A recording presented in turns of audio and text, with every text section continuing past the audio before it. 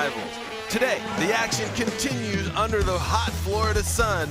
Day number 2 of the AVP League starts right now.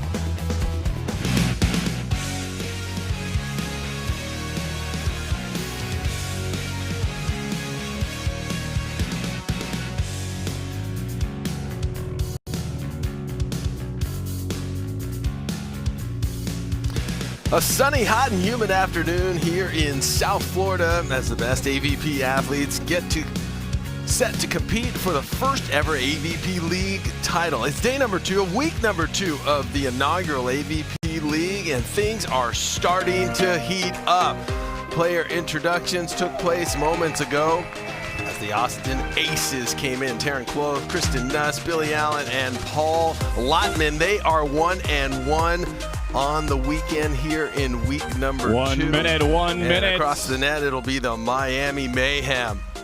The Miami Mayhem 2-0 so far, dominating Alex Kleinman, April Ross, Theo Brunner, and Trevor Crabb, both getting victory and looking to make it happen. The New York Nitro set the tone in week number 1, and looks like the Miami Mayhem, the only team that can catch him and have a perfect record here as we continue, as we bring you up to the broadcast booth. I'm Dane Blanton alongside Kevin Barnett, and wow, the Aces, they're solid at 1-1. What is the key for them to get the victory here? Okay, for Lotman and Allen, it comes down to this. Paul Lotman has to get going from the service line. That is perhaps his greatest weapon, is that ability to score inside of that only closed chain skill in the game. And for Billy Allen, we saw him make a few digs last night. He needs to make a bunch more digs today, and then, of course, be better in transition.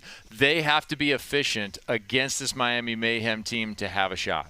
Yeah, the Miami Mayhem are dominant. You got Crabb doing his thing, Brunner up at the net. It is going to be action-packed. Let's go down to the sand for the introduction of our players. Now, let's meet the teams of our final matchup here in Miami. First up, the Austin Aces. Wearing the number 1 out of Cal State Northridge for Austin, please welcome Billy Allen.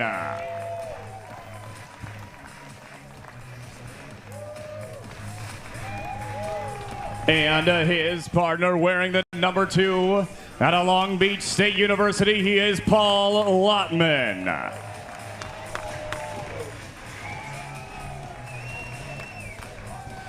And now, the home team, your Miami Mayhem. Wearing the number 1, coming out of Long Beach State University, everybody love me here for Trevor Crabb. And his partner, the big fella wearing the number 2 out of UC Santa Barbara, he is Theo Brunner.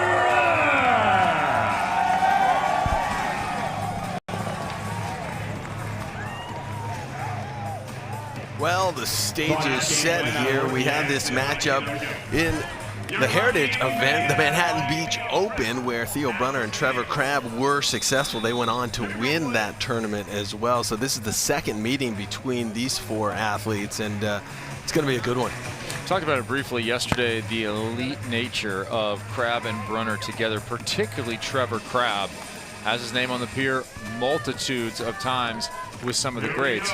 He's really established himself that way, and the growth of Trevor as a full-time defender has been impressive because you knew he had the offensive chop, so he's so dangerous in transition. His ability to dig and then score is what has made this team so difficult to defeat. No question about it, 4 times on the pier. And the thing is, I think it's a trend, Kevin, the bigger, taller, stronger defensive player in the backcourt. 6'4" is Trevor Crabb, playing full-time defense back there. Is that the trend across the board? It's the trend across the board in sports, and certainly in volleyball. When you look to those 6'8", those 6'10" outside hitters, there are more unicorns, in air quotes, than ever. Alex Kleinman and her at 6'5", she wasn't a converted middle. It wasn't some opposite trying to come out and play. She was an outside hitter her volleyball career, and that paid dividends when she came to the sand. But that taller defender seems to be also trending, right? Yeah, you're right. You're right. is one who comes to mind who made that transition before. Of course, the Cubans have what? The guy's 6'10" back there digging. There is a whole generation of athletes who, yeah, even though they're much taller, they've grown up as that defensive specialist in the game. They are lethal. Now, even though there are those aberrations, I don't think you're ever going to get rid of the 6'5", 6'4", 6'3" guys who are really exceptional in the back row, like a Nick Lucena. So we're 2-all here. First set, Austin Aces versus the Miami Mayhem. As our third member of our broadcast team, Rich Lamborn, is down on the sand. Rich. Here with the A team, the other half of the Miami Mayhem. You guys had a phenomenal start yesterday. How important was that for you guys? That was huge. I mean, I can't say we expected it to go that way. We knew it was going to be a huge battle. We were looking forward to getting to play, you know, them and the rest of these teams. But it was I think it was a really good start, like mentally for us. And you guys are kind of the only team that's in position to match the New York Nitro and have a 4-0 weekend. Is that kind of in the thought process at all? Yeah, I definitely think that the camaraderie plays into it. It's like when they win, you don't want to let your counterparts down. And so, yeah, we definitely want to finish 4-0 if possible. And we've got two amazing opponents this weekend. So I'm just going to try to do everything in our ability to win, and we've been training really hard. We've stepped it up in the last month or so, so we're just hoping that it shows on the court. You think Theo might get ugly if you disappoint him out there? Oh, yeah. You know Theo. He's really dramatic. Okay, well, I'll let you guys get to it. Thanks. Thank you. Well, thanks, Look, Rich. if Theo's going to say anything, it won't be verbally in person. It would be on social. That's how he attacks you. He's better in type. Yeah, he would definitely get you there. Well, that's true, I guess, across the board with this generation, right? You can post stuff and kind of hide behind that. Keyboard warriors, is that what you're getting at, Dame Lund? Something like that. You know, we keep hearing the name, the New York Nitro. That team is comprised of Taylor Crabb and Taylor Sander and Sarah Hughes and Kelly Chang, a very strong team, and the Mayhem would like to match what they did in week number 1 and go forward. 5-4, Mayhem with the lead here in the first set. Steady start for the Aces. Seen a few serves to Paul Lotman here. He's been swinging away. I like Paul being aggressive against a bigger block. He's no stranger to working off of hands. When it comes to that indoor outside hitter background, that player of the year and Olympian status that he achieved as an outside hitter for the national team. A little confusion on the reception there. That ball down the middle for an ace. The ace for 6-4, the Mayhem. 2-1 lead. I'm always interested to see what players do after an ace. I like to go back to the same receiver, to the other side of that receiver, short deep to that receiver, but you see a lot of players employ I'm going to go from one line to the other line, one person to the other person. I like to go right back at someone who just made a mistake. So that was Billy Allen who handled it, but there's a lot of space to Paul Lotman's left. I might look for that. Yeah, Lotman definitely pinching in and taking away that middle. And that ball's put away. When a player does that, they kind of slide to the middle. It's because usually their partner is being targeted and the team wants to serve it, so you make the service area a lot smaller by taking that middle and pushing over, therefore the serve a little less effective. Right, and as a receiver, I would often put myself in the server's mind and think to myself, based on what happened last time they were at the line, say in the rotation, or last time they served with success, where would I go? If I give this alignment as a receiver to that server, if I was the server, where would I go to? So I'm trying to anticipate what they would do. So what you're saying is you're playing some mind games. Oh, for sure. It's the one opportunity you really have, the extended period of time to analyze the situation and then make a move, whether you're receiving and you're showing and taking, or whether you're serving and you're kind of making everything look the same and then cutting the ball. It is the one time you have a ton of time to think in the sport of volleyball. Here comes Lotman down the line and the put away. Remember, Paul Lotman was partnered with Miles Partain for his first and only championship, and that was in Atlanta. And Lotman's still looking for that second title. Paul Lotman, a part of that rise of Miles Partain. Remember them in Chicago in 2019 when they really put their flag on the map, right? We finally saw them. We had them up a lot when we were doing the shows there with a lot of interviews, and we had them up to talk about the development of their partnership and their play. They served notice at that point. And, of course, what went on in Paris the dismissal of the coaching staff. Partain and Benish choosing it to go on their own for the second half of that tournament. Didn't work out the way they wanted, but it doesn't work out the way you want for anybody except the teams on the medal stand. That's true. But a lot of coaching experience on that side. Lotman being with Partain and Benish in Paris. And of course, Billy Allen, assistant coach at Stanford University on the beach side of things. And he also has that podcast, Coach Your Brains Out. Also an author is Billy Allen. I asked him earlier, when is the follow-up to his series? I think he's working on Royal Blood is the next chapter. But you're up on that. Oh yeah, that's a fantasy. I grew up reading kind of Dungeons and Dragons type stuff, and it's definitely in that realm. I enjoyed the first book. I have the second book now. Third one's on the way. I'm going to need to play catch up here if Billy's going to be that prolific. Billy with the dig and the put away. That's what makes Billy Allen so effective. Love how he's able to convert. Yeah, and he has to do it, right? So I said at the start of this match, he has to do that at a high rate. They cannot afford to give away opportunities. I love the start for the Aces here. Much more efficient than their first match last night. Paul Lotman back to serve. He's got a cannon of a serve. Full-time blocker runs to the net, gets a piece of that one, but so hard to block Trevor Crabb. As we mentioned earlier, Trevor Crabb, 4 Manhattan Beach titles. He's climbing up there to the great ones. It's a ridiculous number. It's a ridiculous number to have won any tournament 4 times. Forget winning Manhattan Beach 4 times. Well, and considering the whole Never Trevor. Correct. Even existed, right? It's almost like you poke the bear, right? And he got motivated, and he is a lot of fun to watch. Very animated is Trevor Crabb. Well, we mentioned it yesterday, too, that not only has he won that many tournaments in Manhattan, but he's also had at least 1 win in each of the last 6 years. So impressive, the consistency. Yep, absolutely. Here comes Lotman, left side.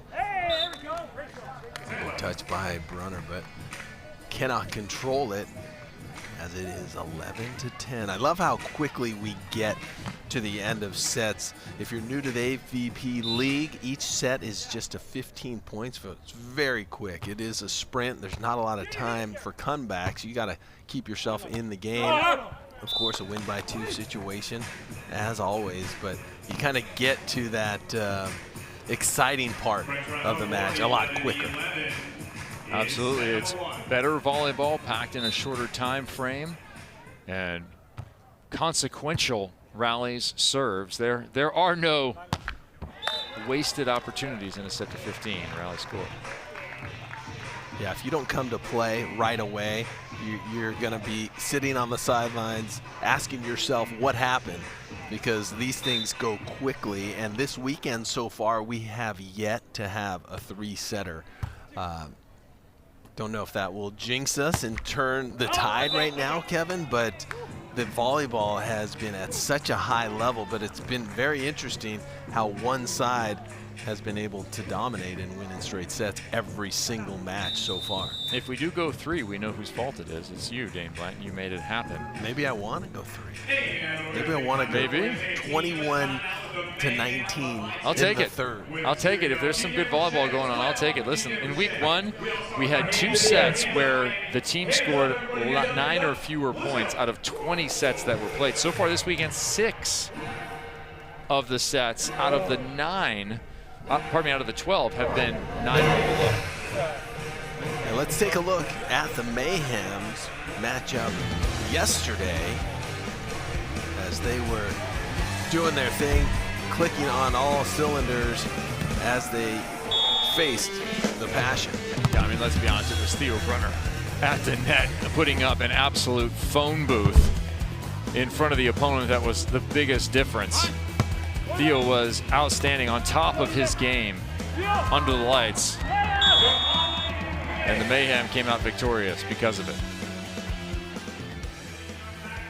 Yeah, I think Theo was he had a good beat on it. I talked to him after the match. He a good feel for where the ball is going to go and you're able to move. Looking at week number of the AVP League, the New York Nitro will take on the San Diego Smash, and the Dallas Dream will take on the Miami Mayhem. Like we mentioned, the Mayhem trying to go 4-0. New York, we already know, went 4-0 in week number 1, so they will be looking for a perfect record intact.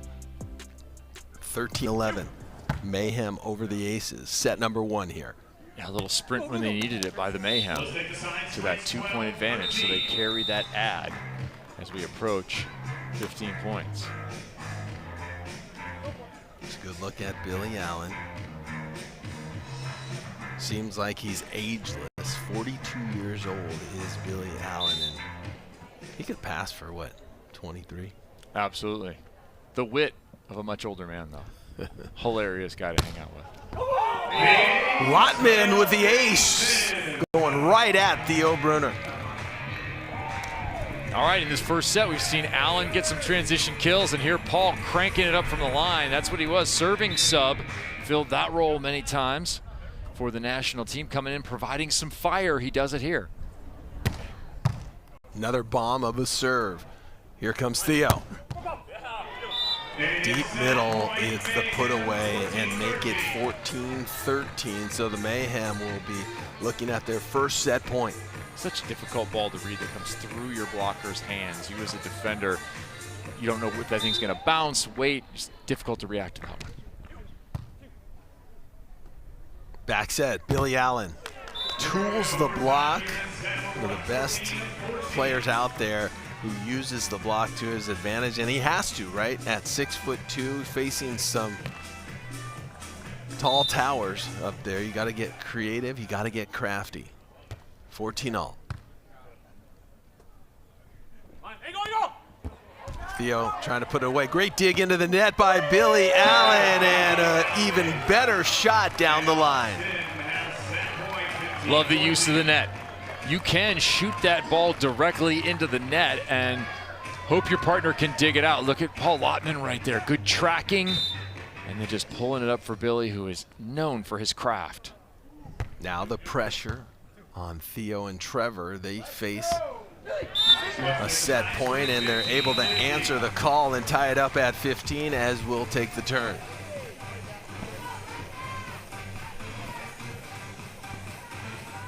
I love the reach there from Theo. You see him go full extension and then pop that ball out. He's not waiting for it to drop. He's not going cross-body, lowering the elbow. He is full extension to shoot that one.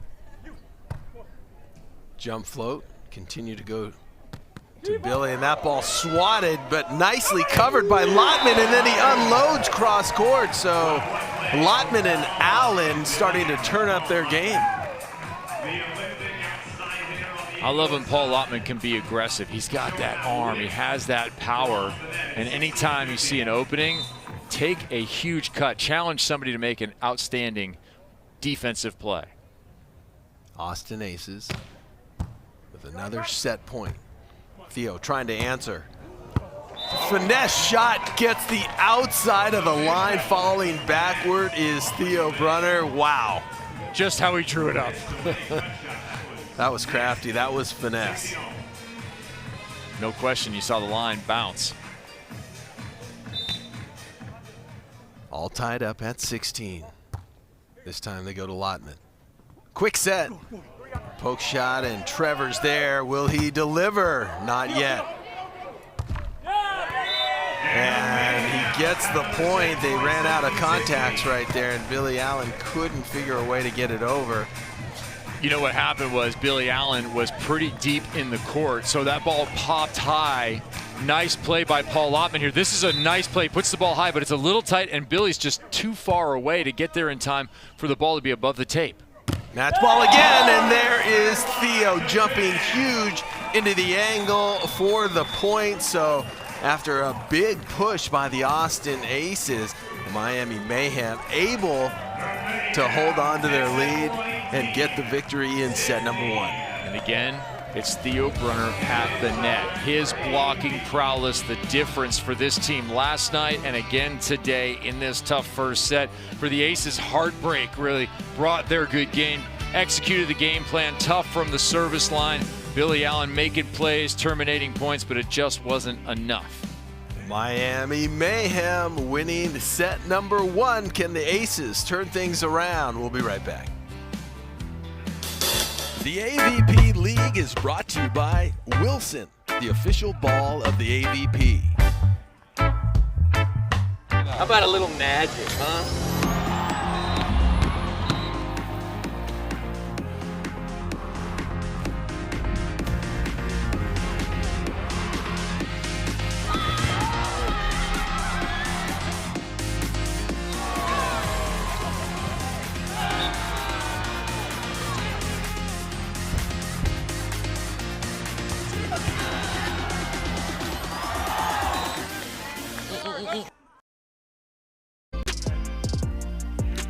2024 AVP League season goes on. The next event will be in San Diego. Then we'll head to Austin before at the Del Rey Tennis Center in Palm Beach. That's going to be an awesome event.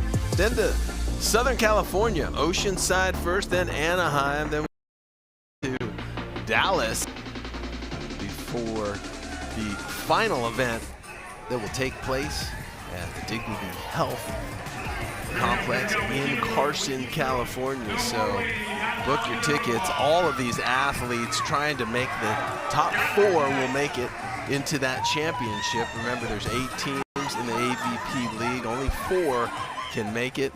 You got to earn a point by winning a match. And as we mentioned earlier, the New York Nitro off to a fantastic start at 4-0. They're going to be a tough out, the New York Nitro. I'm looking forward to seeing them match up against at least the Dallas Dream and definitely the Miami Mayhem here. Looking through the stats, Dane, from set number 1, everything's really close, but as we talked about at the end of that set, Theo Brunner, 2 stuffs, a couple of control blocks. On the other side, 1 control block, 0 stuffs. It's a big difference when you can execute and really terminate a play quickly with a stuff block. It not only gives you that point, it gives you so much momentum, and you kind of get in the head of your opponent. And blocks are timely. If you can turn it on at the right time, you can switch momentum. Looked like the Mayhem were going to give that away, and then they were able to get back in it from the net play from Theo Brunner.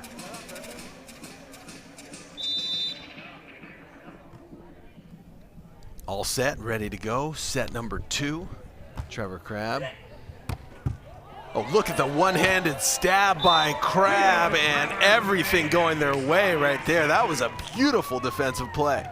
Well, Crabb showed some patience there. That ball scooped, the on-2 opportunity appeared, and it was taken.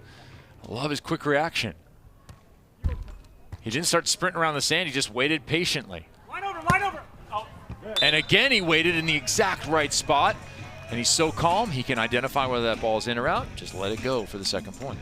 You know, that's one of the hardest things on defense on the beach is to have the discipline to hold your ground and not cheat, not lean, going one way or the other.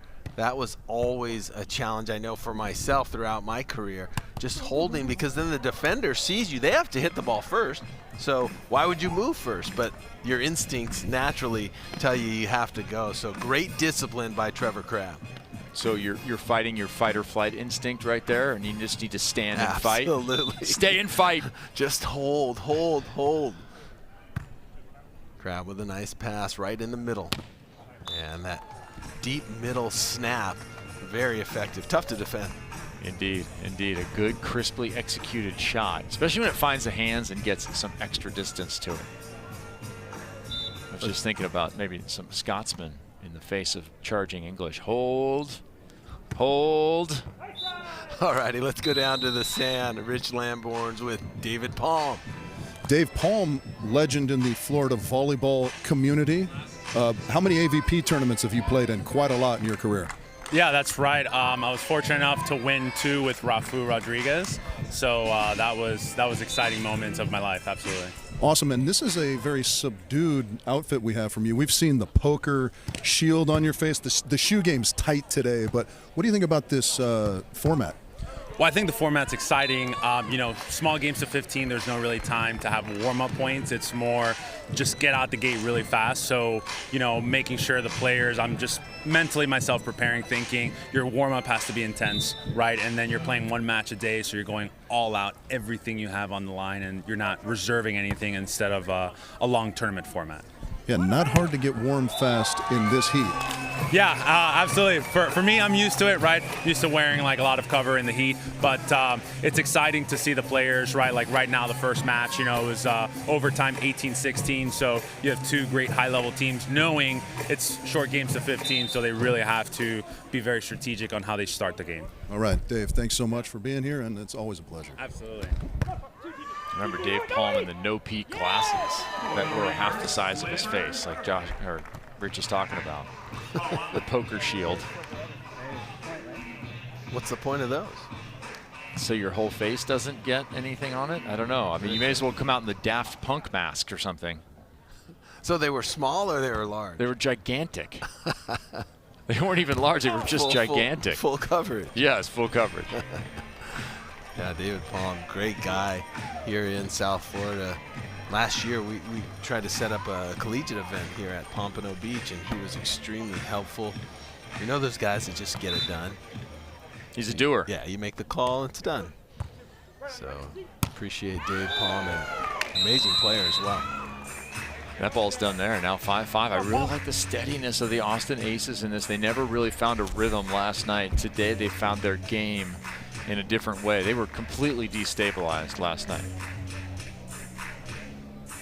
That's really good to see a team get back on track, but like we keep saying, it's so quick. If your warm-up's not good and you don't hit the ground running when that first whistle goes, you're playing catch-up the whole time. Absolutely. Done it with good service reception. They've had a number of different options. They've reacted well to quick balls here in this match, and they're now going a little bit of a split there. Billy Allen at the net. Or no, that was Paul Lotman at the net. My bad. Theo's really doing his thing. A lot of more finesse in his game. You know, usually an outside set like that, he would just try to maybe hit to get out of there. Now he's got so many more options.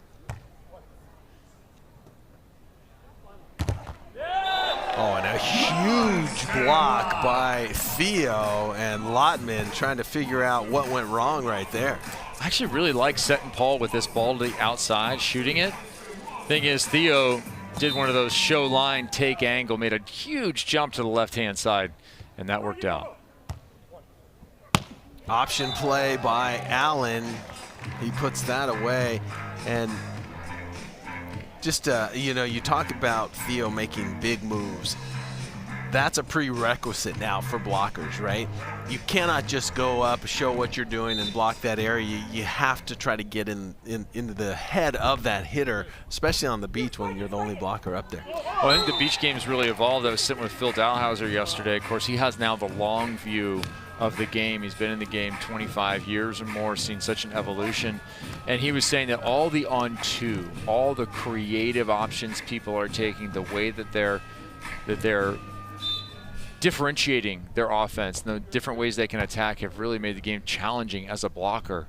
And that's been the biggest change he's seen. Speed of sets, locations of sets, on-two attacks, jump setting, all of those skills. Well, it's interesting. I was having a conversation with someone about that evolution that you're talking about.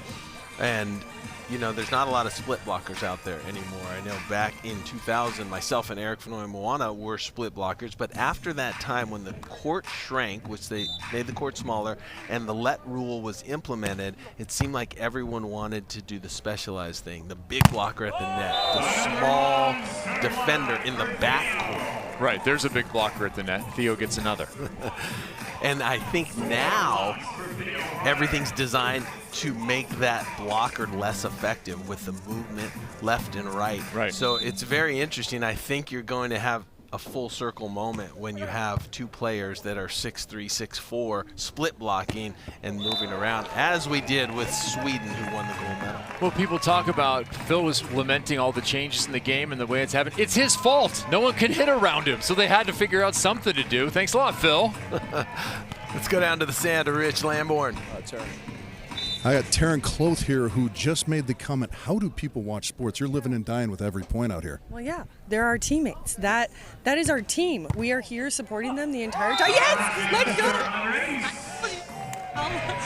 That was a great job. Yeah, excellent. I mean, they're serving great, your guys. It's quite a battle out there. Oh my gosh, it's going to be so much fun, especially with the jumpier sand, and then you have a huge block from Theo. But Paul has played indoor for forever, so I mean, it's always going to be fun with those. And you guys were so supportive. You made T-shirts for your walk-in that had all the famous Billies and Pauls. Yes. And they are, of course, your favorite. We have handshakes. We are a team. Austin Aces all the way. You guys are winning the teamwork battle out there, and we wish you luck the rest of the way. Wow, good stuff, Rich. They are all in. They have bought in on this team concept. We've asked a lot of players about the team concept. Everyone seems to like it. They love it. They're all in. They're going to the printer, taking care of their teammates and printing up motivational shirts with the great Pauls and the great Billies. And you gotta love the enthusiasm coming from Cloth and Nuss. Yeah, and if you go on YouTube, you can find all four of them sitting chatting about coming to the event together. So they're doing all the team stuff here. Paul Lotman looked like he was caught in a net here for a second off this play. Good job by his partner, and then he got caught in the cable. Billy Allen ends up making a shot out of nothing. All right, we're at the same point, Dan. Very similar. I was going to say the same thing. Just like set number 1, we're tied up at 10 here in the second. This is where the Mayhem scored 2. Sided out, got a reel, and that was part of the difference. Here comes Crabb. He goes right at Allen, who controls it perfectly. And here's a chance. Little joust at the net, and Theo with a 360 put away. So I love this read from Trevor, because if you remember back to the latter half, the latter moments of the first set, Billy had a very similar opportunity, and he went high line for the winner. Trevor this time not having it, was right there. Gotta learn, gotta take notes as the set goes on so you can make your opponent pay later on. Yeah, there are always two phases, right? There's your plan coming in, and there's what can you execute while you're there. And at that point, Theo executes the joust. He should have, can we get some muscles or something? I mean, yeah, we got like a flex with the dad bod, or what? What are we doing? Theo's so humble, he's not gonna pull that off. He'll talk about it later on Instagram. He'll post about it. He'll comment on your feed about it. He will. He'll post on Billy's page or something on Facebook, since they're both old enough to be on Facebook. Oh, man. Sadly, so am I. Yeah, I hadn't opened up Facebook in a long time, and if you open it up, you're usually, and you're not doing it often, there's a ton of messages, and got their medium of communication, right? The way that they do their social, for sure. Yeah, and also what your email address is. If you have an AOL email address right now, you're for sure over 60. If you have a Yahoo one, you're over 50. Thank you. I'll be in that group. What about Hotmail? I think they actually got rid of Hotmail.